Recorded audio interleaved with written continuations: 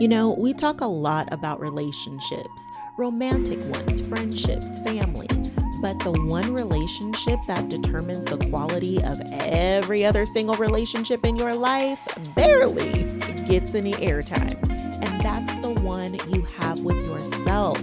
So I'm getting real specific about what being your own best friend actually looks like in your daily life.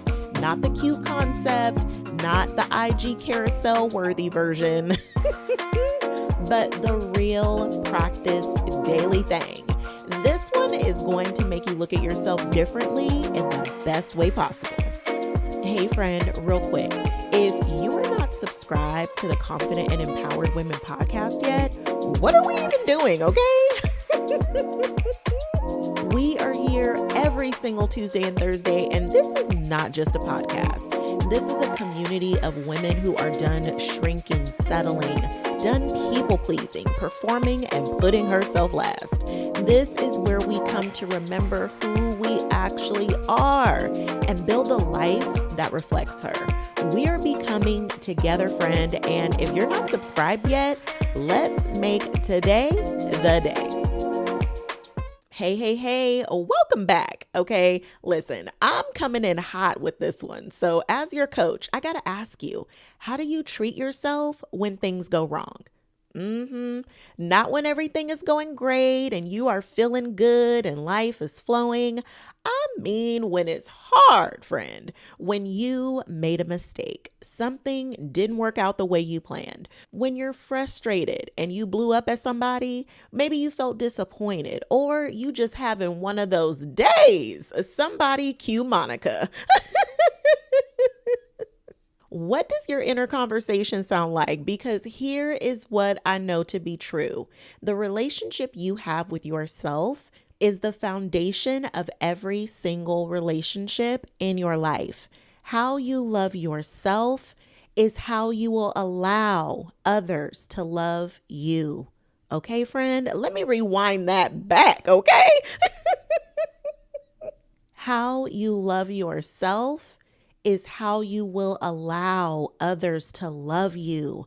How you speak to yourself is the standard you will accept from everybody else.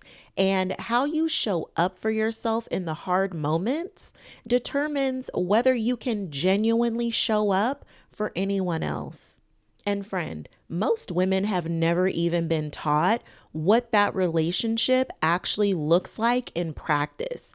We hear, be your own best friend all the time. You probably even got a t-shirt with it on there.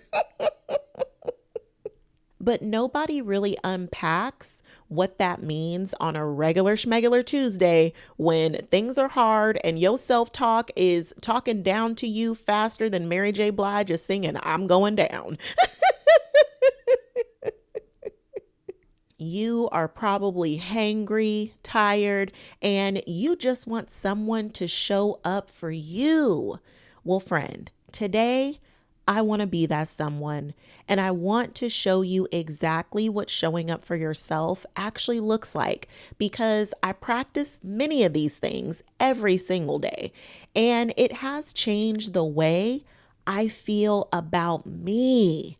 Listen, Drake said, I gotta watch my back because I'm not just anybody. And if you've been hanging out with me on YouTube, which is AKA my new favorite place, if you have been there with me, then you have heard me end so many videos with my signature send off. I remind everybody at the end of the video, I love myself so much, I don't play about me. And if you hang out with me long enough, you'll love yourself so much, you won't play about you either. Okay, friend? I love that line so much, and it's so true, friend. So let me just tell you this before we get even further into it, because I don't want you to think that being your own best friend means you have to be perfect, because perfection is nowhere in this criteria. It doesn't mean that you'll never have a bad day or you're never going to think another negative thought again. That is not what this is. It's about what you do in the hard moments when they show up. And who shows up for you when things get hard? Because, friend, that person should be you. Because, real talk, sometimes the only person around is you. So let me tell you what's actually happening when something goes wrong, because I think the specifics really matter here. The first thing I do is I go to my breath. Friend, this is something I had to train myself to go here, because once upon a time, I would go 0 to 100 real quick. Drake might have made a song about it, but friend, I was doing it in real life long before that song came out. But I go to my breath because it's not just a cute wellness thing, okay? My breath is the fastest way I know how to get out of my head and back into my body. Just a few slow breaths before I react to anything. So if you ever see me take a deep breath, that's me regulating myself, because it's either I blow my breath or somebody getting their hair blown back. I'm just kidding, okay? That was not my coach voice. That was my inside voice coming out. But you know I play entirely too much, okay? But taking in a deep breath and letting it out slowly is the first way I can let out some of that frustration and stress and get myself back to neutral. Then I check in with my feelings, and I mean really check in, not push them down, not rush past them, or immediately go into fixing it mode. I actually ask myself, what am I feeling right now? And then I give it space to just be there, because some feelings, they just need to be felt before you can move on. This is something I have to remind my husband of so often, because he doesn't like to see me uncomfortable or in any kind of pain whatsoever. So he instantly goes into fixing it mode. And sometimes the fix is just allowing me to feel it, because if I feel it, it'll pass. But if I try to walk past it or act like it doesn't exist, friend, we're just asking for the fire to keep sweltering, okay? So allow your feelings to just have some space to breathe for themselves. And then I pay close attention to my self-talk, because this is where it can go sideways real fast if I'm not intentional. It doesn't mean that I don't have negative thoughts, because I absolutely do. And sometimes I have to say to myself, that wasn't very nice. The moment I notice a negative thought coming in, I'll literally say to myself, okay, we're not going to do that. And sometimes it's in my head. Other times it is out loud. But I name it, I interrupt it, and then I reframe it. Not because the negative thought is always wrong, because sometimes it got a point. But I've grown and matured enough that I'm not going to let it run the show unchecked. And I absolutely am not going to name call or put myself down, because I would never talk to my best friend that way. And I am my best friend. And even with that said, I gotta keep it real with myself. If I've been cutting up, I will take accountability for that, okay? I am not just out here in denial, but the accountability comes with the real, meaning I tell myself the truth along with kindness, always with grace, because getting it wrong is a part of being human. And the best friend version of me, she knows that. So that is what the hard moments look like. But being your own best friend is not just about the hard moments. It's about the daily practice of showing up for yourself, even when things are fine. I also remind myself of how far I've actually come, not in the performative kind of a way, but in a genuine moment. Because, friend, you really have done something here. Look at where you started and look at where you are now. This is what I reflect upon because I am genuinely proud of myself and I let myself feel that pride. I don't minimize it or rush past it. I sit in it. I listen to what I need that day, not what I think I should need or what looks good or what everyone else seems to need, but what do I actually need today? And then I give it to myself. Sometimes I can do that right away.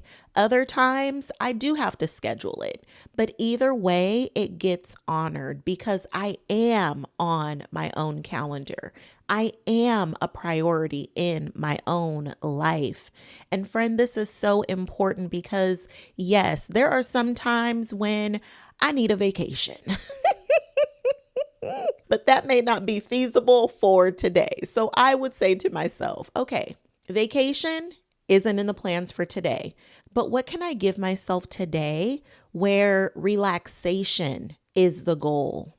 Where can I press pause and have a drink and throw an umbrella in it? And listen, it doesn't even have to be a grown-up drink. I'm down with a cute straw or an umbrella in any drink, okay?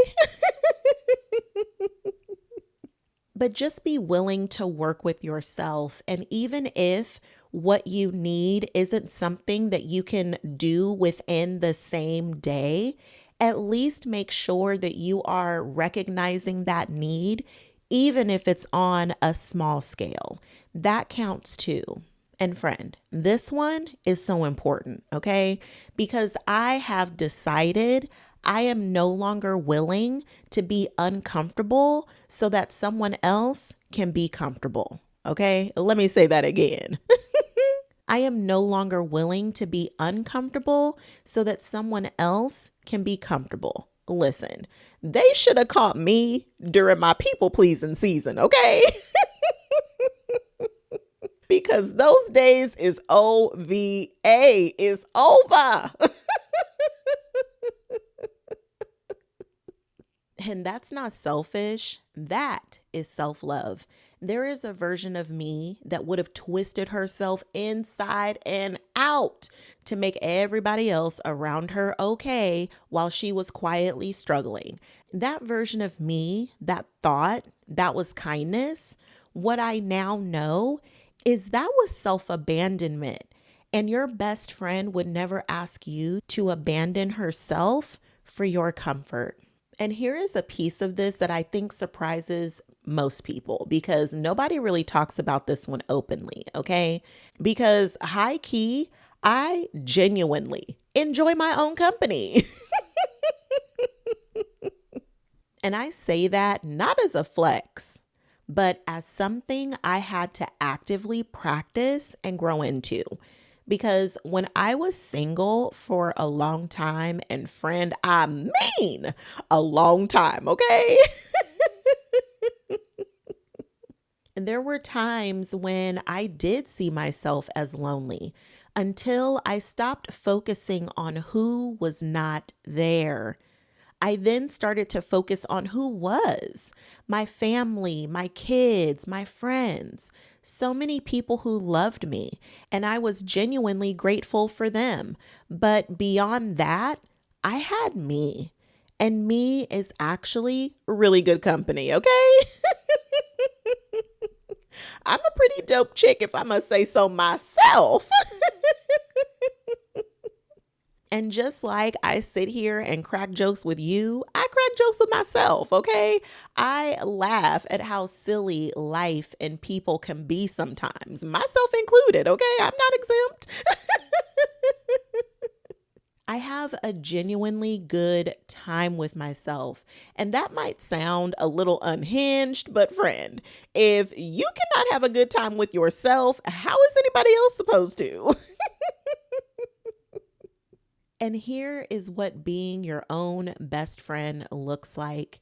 In the most important moments, when it's hard, when you're scared, when you want to quit, you are still there.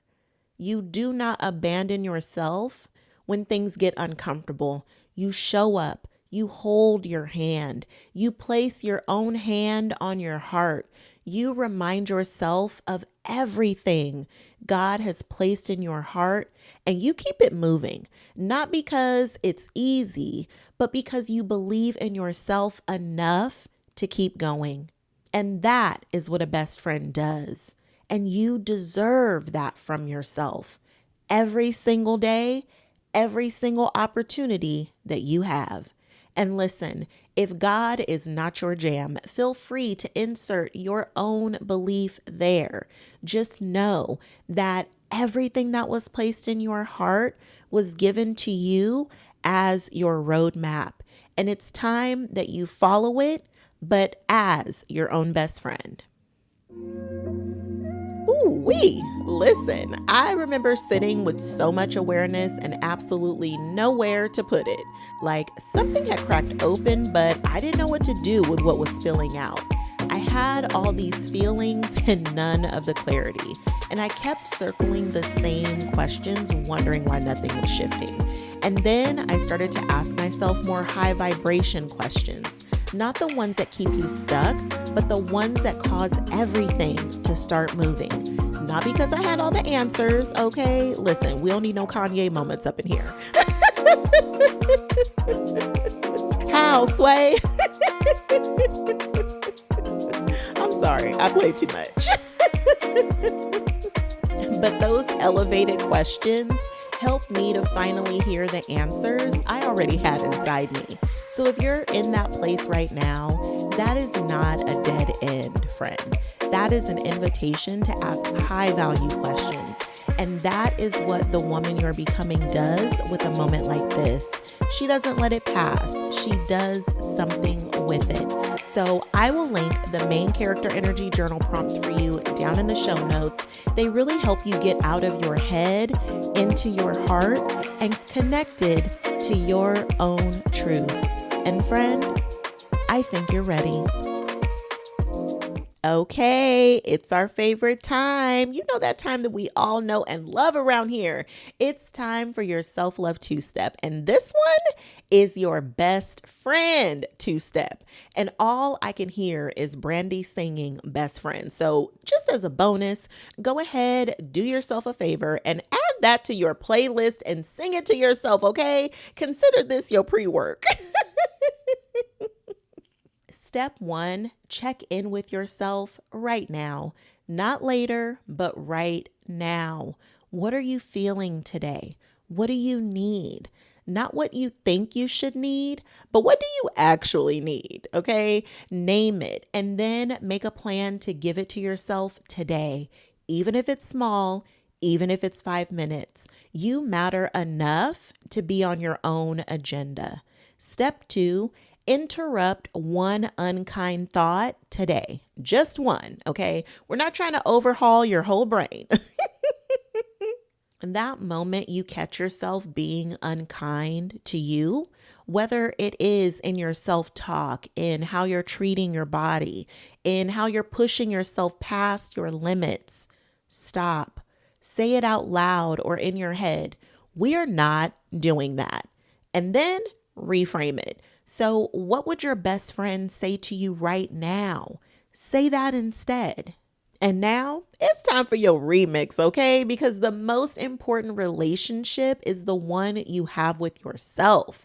Everything else in your life, your work, your dreams, your relationships, your joy, it all flows from that one. So tend to it, friend, every single day with the same love, care, and presence you would give to your very best friend and the people you love. Do that for you because you deserve nothing less. Okay. So this is where you've done step 1 and step 2, and you've even done your pre-work. Okay. And now you do the you step. You get still, you get quiet, and you ask yourself, What is my heart telling me to do next? And whatever comes up, that is your next right aligned step. Not the whole plan, just the next move.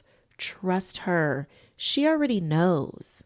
Now, let me pour into you real quick, okay? Because I want to speak directly to your heart.